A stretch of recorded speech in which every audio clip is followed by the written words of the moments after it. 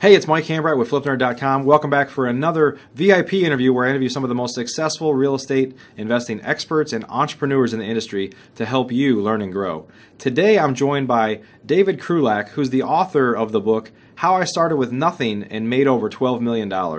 He's bought over 800 houses and truly started with nothing. He has a great story to share on how to get started if you're new and how to ramp up your business if you're looking to take it to the next level. Now, interestingly enough, David has done this all with no staff, which is largely unheard of. So it's a great story. We look forward to hearing more from David in just a moment. Before we get started, though, let's take a moment to recognize our featured sponsors. RealtyMogul.com is an online marketplace for real estate investing, connecting borrowers and capital from accredited and institutional investors. Get a rehab loan fast and close in as little as 10 days.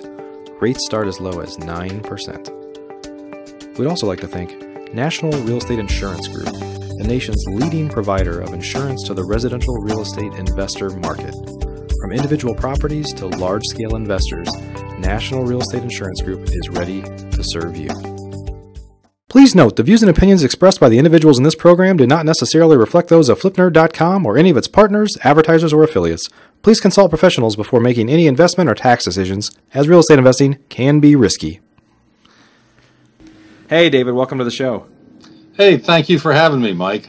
Yeah, good. I'm glad you're on it. I want to hear more about your story. Before we get started, though, for those that aren't familiar with you, or maybe don't know you well enough yet, why don't you tell us a little bit about your background and kind of how you got into real estate investing? A friend of mine had gotten into real estate, and I saw that he was doing well with it, so it was attractive to me. And I had a low entry-level paying job, and I didn't have any savings, but I still was looking for real estate, and I would tell everybody that I knew that I was looking to buy some real estate, and I'd looked at a whole bunch of properties, and I couldn't find anything. Typically, the things that I liked I couldn't afford, and the things I could afford I didn't like. Yeah. A co-worker of mine told me about a house on his street that was being auctioned off by the state highway department. The highway department had bought the property and a couple other ones to expand an interchange off of a big 4-lane limited access highway. And the interchange was going to empty right into the subdivision, and the people who lived there protested, and they got the state to redesign the interchange so that it skirted around the perimeter of the subdivision rather than going through the middle of it, and they ended up with some extra houses that they didn't need. Okay. They rented them for 7 years at really below market rent. Yeah. And then to sell them, they needed to pass a bill through the state legislature, and it had to be signed by the governor in order to sell these excess properties, is what they call it. Wow, that's interesting. So it's kind of a different way of buying real estate, and that was the first time that I ever bought real estate. It was the first time I ever went to an auction, and so I didn't know what to expect. I went and looked at the property. It was poorly advertised.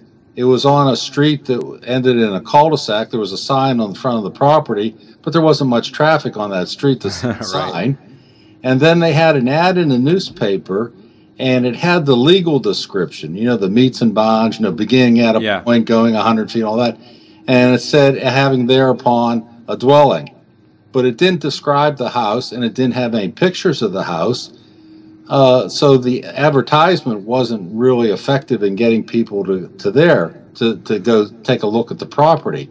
And this was the state selling it, right? It was the state selling it. Yeah, so they not great marketers, sounds like. I think the ad was probably written by somebody in the Attorney General's office, maybe even by an attorney.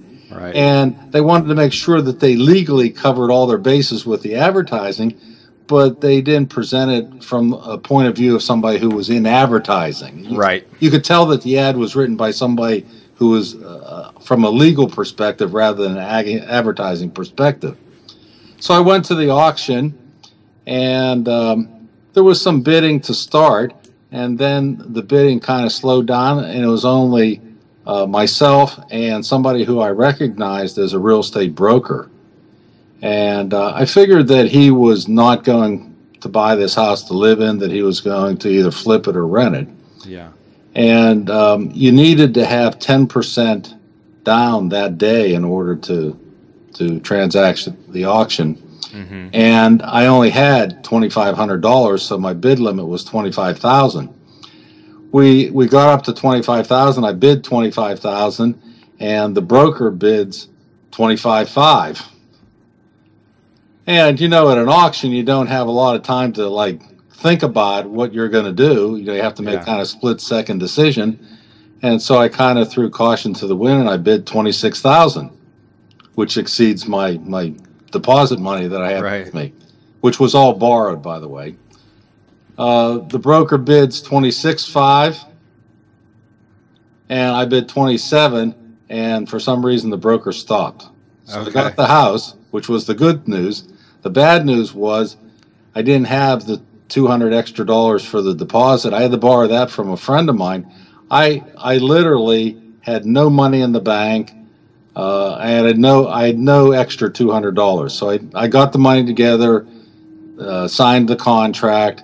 The contract said that we're going to settle on this house in 30 days. I was renting an apartment. I gave notice at my apartment that I'd be moving out within 45 days, which would give me an extra 2 weeks. I really didn't have anything to move. I had very little furniture or anything. I was living in a small one-bedroom apartment. And so 30 days comes and passes, and we haven't settled yet.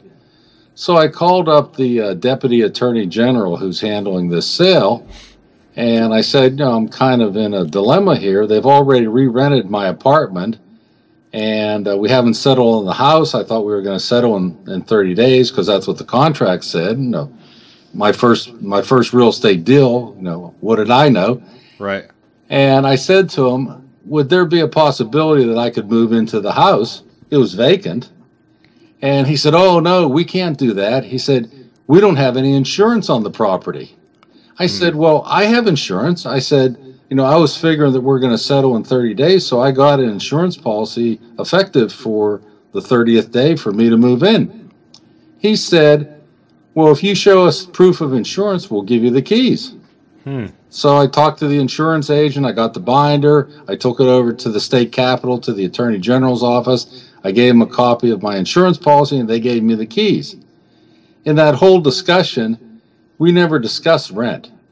I didn't bring it up. He didn't bring it up. I figured we're going to settle within a few days, and that wouldn't make any difference. Well, there was a little title problem in that a small sliver of the back of the property was taken for the interchange, and so the meets and bounds had to be revised to reflect that there was slightly smaller land going with the sale. Well, apparently that took them a long time to take care of. I moved in. They took care of paying the sewer and the trash. They had already contracted for somebody to cut the grass. This was during the summer. So I moved in, and I got free rent. I got free sewer and trash, and I got free lawn service. And this was the start of your real estate career. And what year was this, David? This was in 1975. I ended up living there for 6 months free before I actually settled. I said, this real estate, this is great stuff. Yeah. You can buy a house and live there for free. Yeah, there you go. So that was the beginning of my real estate career. I decided that real estate was a good investment.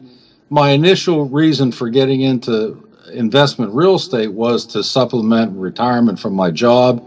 And I slowly moved forward to buy additional properties. The second property I bought was a 3-unit apartment building. I got that by word of mouth too. My now wife, somebody that worked with her, their grandmother had died and owned this apartment building, and we were able to work out a deal. It wasn't listed for sale. They didn't even have a sign on the property. Yeah. So the first 2 properties I got were from word of mouth, telling people that I was interested in buying real estate. I'd recommend that, as a tip to anybody. If you're getting starting in real estate, make sure that you tell everybody that you're interested in buying real estate. Yeah, those leads that nobody else knows about are definitely the best ones. That's right. Yeah. It's helped me many other times too, in buying properties that weren't listed for sale, that nobody else knew were for sale. Sure. So, David, hundreds and hundreds of houses later, when you look back at kind of getting started, what are some of the regrets you have that if you look back and after you had a lot more experience and bought a lot more properties, any regrets on kind of the early days? I don't have a lot of regrets for the beginning properties I bought. I was pretty conservative in buying properties. I look back when I was writing the book, the first 11 properties that I bought were all essentially 100% financed in one way or another. One of the tools, one of the lenders that I used a lot was a credit union, which I still belong to. They have a $10,000 signature loan, no collateral. And I've used that multiple times. I've used that for down payments. I've used it for rehab money. I used it, paid it back, borrowed it again, used it, paid it back. Yeah. And it's real easy. All you have to do is go to the teller. It's like withdrawing money from your own account because it's all set up. You set it up once and it's like good forever. Right. They also have another line of credit that I think goes up to like $75,000 or something like that. Okay. So I've used them a lot. Borrowed first mortgage from them, second mortgages, signature loan lines of credit from them, and all those first 11 properties were 100% financed. If I didn't have the financing, I wouldn't have been able to buy those properties. Yeah. And so, what for with all this experience that you have now, talk a little bit about some of the tips or advice that you give to new people who are trying to get started, how they can get the ball rolling. I think lining up financing is an important thing, and I think that credit unions are a real good source. I've borrowed money from banks too. I've never borrowed money, hard money. I've borrowed some private money from some friends and relatives at times, but mostly the borrowing that I've done has been from institutions. You need to have your financing. And one of the other tips that I would give somebody just starting out is not to buy a property that's overwhelming, that needs too much work. Okay. Something that has serious problems with it that's going to take thousands and thousands of dollars to fix or a long time to fix up. One of the properties that I bought after the first 11, I forget how, maybe 20 or 25th property I bought, needed a total rehab. And I was doing it essentially by myself. I did have some help. My father came and helped me, and somebody else came and helped me. I worked on it through 2 winters. Oh, wow. And it was just too long of a project to do. And if I had done that as one of my first projects, I probably would have quit real estate. Yeah. It was too overwhelming and too much of a burden. We stripped all the plaster down to the studs. We took the siding off. We replaced all the windows, heating, plumbing, electrical. We did all that stuff, kitchens and baths. It was like rebuilding a whole house. It's too much work for your first, second, third type property to get into that kind of workload. Yeah. And even as a veteran, you got to question whether you should be doing the work anyway, right? That's right. Your opportunity cost starts to become so high of doing other things. Yeah, I don't lift any hammers now or paintbrush. I haven't lifted a paintbrush in years and years and years, and I call people to do that kind of work. Yeah. We had a particularly bad winter this year. It was really cold, and I was just telling somebody recently we had 3 cases where we had people with no heat over the weekend. And one case, tenant called me on a Saturday night. Their furnace wasn't working. I had a serviceman there within an hour fixing their furnace, and the tenant was really thankful. Plus, they were kind of surprised that we were able to give them that kind of response time. And it wasn't me. I didn't fix their furnace. I called somebody to come and fix their furnace, and it was a regular heating company that I've used a lot. And so they provide 24-hour service, and they know that I do a lot of business with them. No, they give me really good service. Yeah, yeah. So talk about how you went from kind of getting started in those early days, where you're, buying a house and moving into it and fixing it up and reselling it later, maybe, to being able to buy hundreds of houses. And how did you, what did you learn that allowed you to kind of ramp up and take it to another level? I started using other alternative methods. I bought property at tax sale. I've bought as many as 10 properties in one day at tax sale. I've done that multiple times. It's a unique niche. There is some competition. It's not wide open or anything, but it's hard to do. There's no seller's disclosure. There's no home inspection. Most of the properties you don't get to see the inside. Right. There's a lot of limitations and liabilities. It's definitely buyer beware. But if you're willing to do some work and a lot of research, like title searches and things like that, it's a niche that there's not as much competition as on the open market. There's definitely not as much competition at tax sales and sheriff sales, for example, as there are, for multi-list properties or even REOs. Right, right. So now I want to talk a little bit about how you've done all this with no staff. So a lot of real estate investors that I know and myself, we have found that we can't kind of move forward, Pat. We hit a stumbling block at more than maybe even 2 or 3 houses a month without having somebody to help. Just talk a little bit about your how you're able to kind of pull this off without having some staff to help you out. Well, as we just talked about, the maintenance and physical work, I don't do any of that. Sure. I call a plumber, I call a carpenter, I call an electrician, I call a furnace man. I even call somebody to clean the gutters. Right. You're not seeing me climbing up a ladder and cleaning out gutters anywhere. And in fact, this year I had a bunch of ladders, extension ladders, and I sold all my ladders because I wasn't using them. Right. Let somebody else use them, get to use them.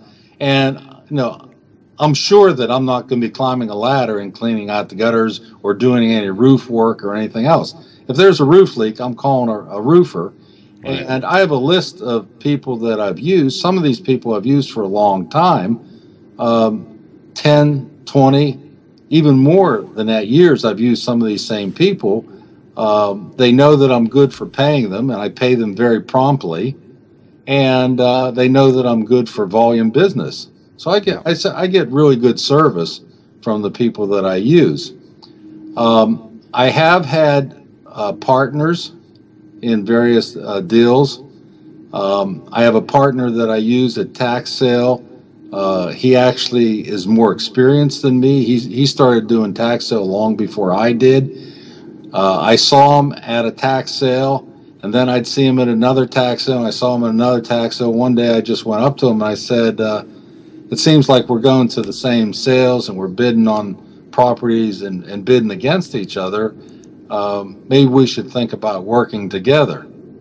And we don't have any written agreement, and he still buys properties on his own, not in partnership with me, and I buy properties on my own, not in partnership with him, but we still buy properties together, and we've been doing that for 20 years. Wow. And that's worked out really well.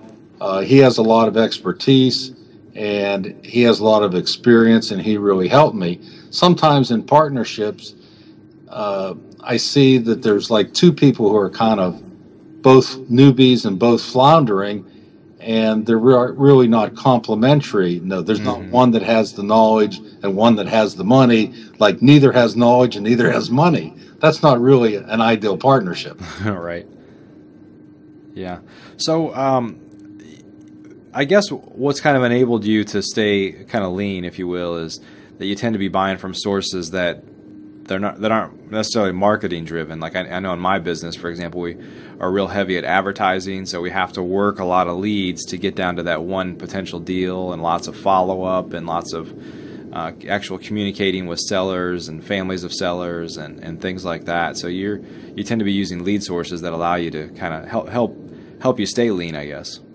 Yeah, a lot of the properties that we're buying are tax sales and sheriff sales, where we're not really dealing with the sellers.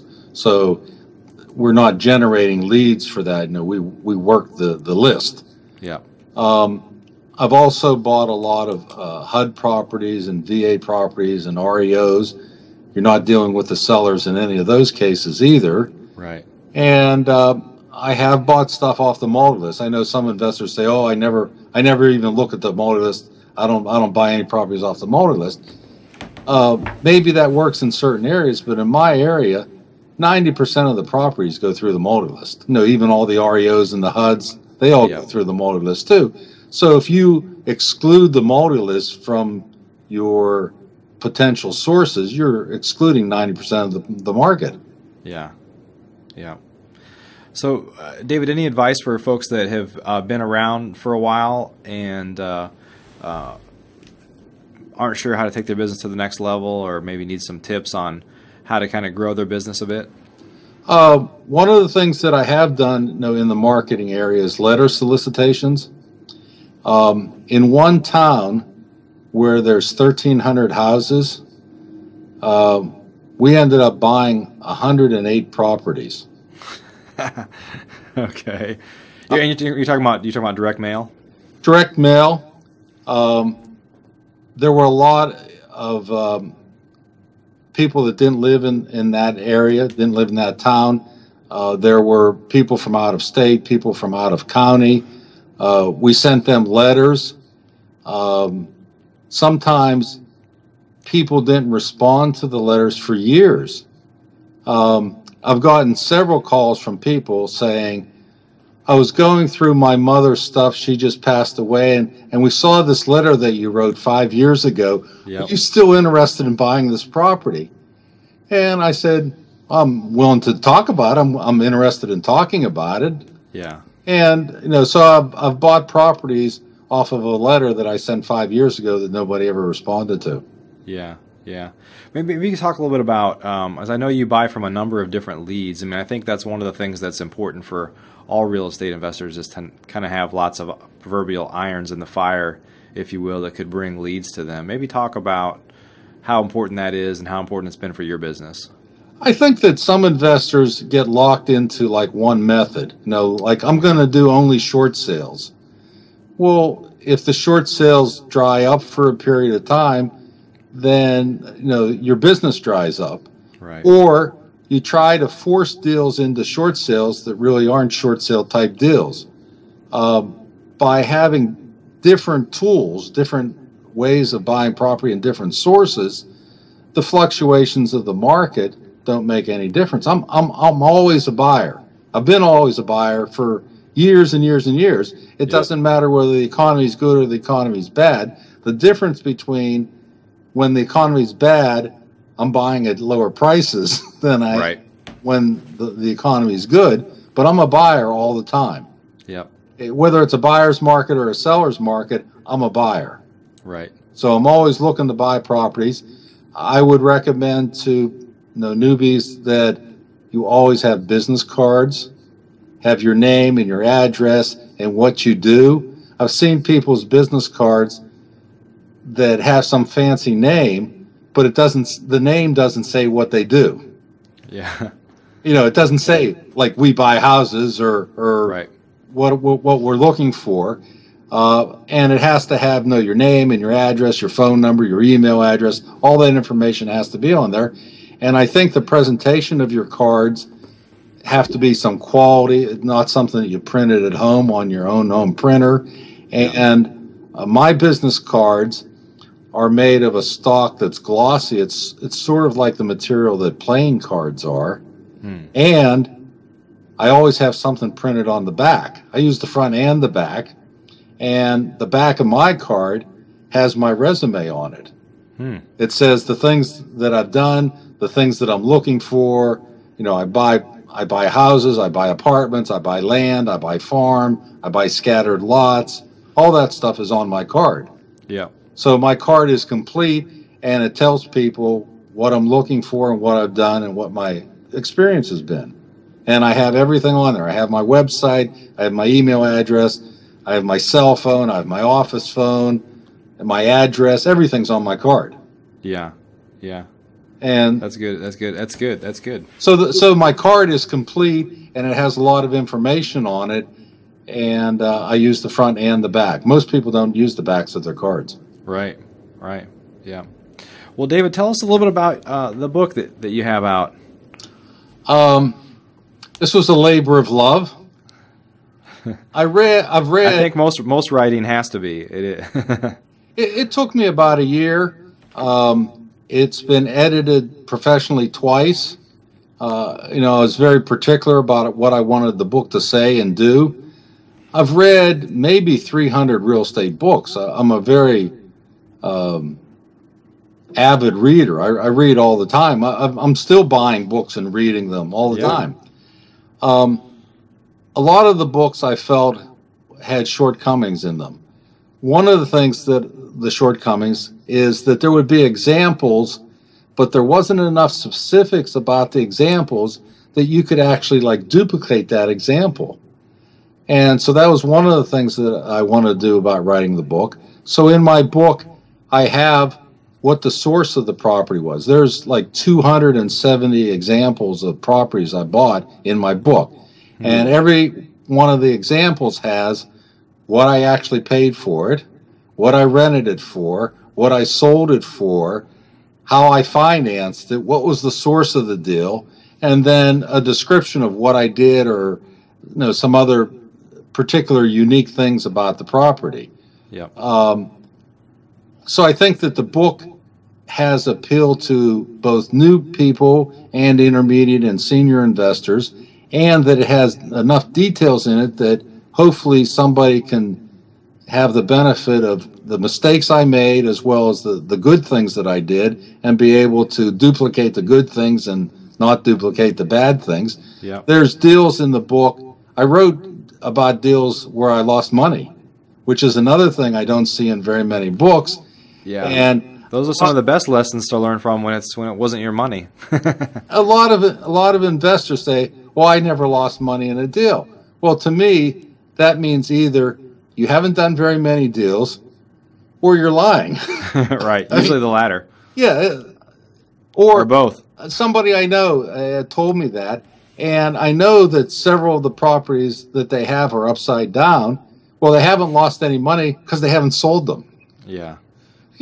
So yeah, that's true. They haven't lost any money, but they have a bunch of properties that if they sold today, they'd lose money on. Right, right. I put in the warts as well as the good things. I think the deals are the good, the bad, and the ugly. And I hope that when people read the book, that they're able to get something out of it that helps them succeed in making their deals. That they exclude the bad deals. I even put in deals in there where I made money, but I thought the deals weren't worth doing. Right. There was too much risk, or it took too much time to get too small of a return, or something else like that. Sure. I don't see that in other books. Right. Right. Yep. Well, I know your book's on Amazon, so we'll add a link down below. But tell us the name of the book, and I think you've got a copy there with you, right? You want to hold it up? I do. The name of the book is How I Started with Nothing, which is true. I did start with nothing and made $12 million in real estate part-time. And the book is 342 pages. These are pictures on the cover of books of houses that I actually bought. There's pictures inside the book of various houses that I bought. And not only are there houses and apartments in the books, there's also subdivisions that I've done where we bought farms or woodland and subdivided them. And there's also scattered lots where I bought individual lots that are scattered around, and the things that we did to take those and make some money out of those too. Yeah, that's good stuff. Well, we'll add a link down below video for anybody that's interested in learning more. So, well, David, thanks so much for joining us today. Definitely appreciate your story and appreciate sharing your insights. Thank you. It was my pleasure to be here, Mike. Thank you for asking me. Thanks so much, and please stay in touch, and we'll talk to you again soon, okay? Sure thing. Thank you. All righty. Bye-bye. Bye. Are you a member of FlipNerd.com, the most robust real estate investing platform in existence, where you can find off-market wholesale deals and great vendors literally in your market? You can get access to advice from experts and learn about local clubs and events right in your backyard. If not, please visit FlipNerd.com and register for a free account. You can register in less than a minute. It's pretty much the coolest site that's ever existed in the real estate investing industry. So get on over to FlipNerd.com.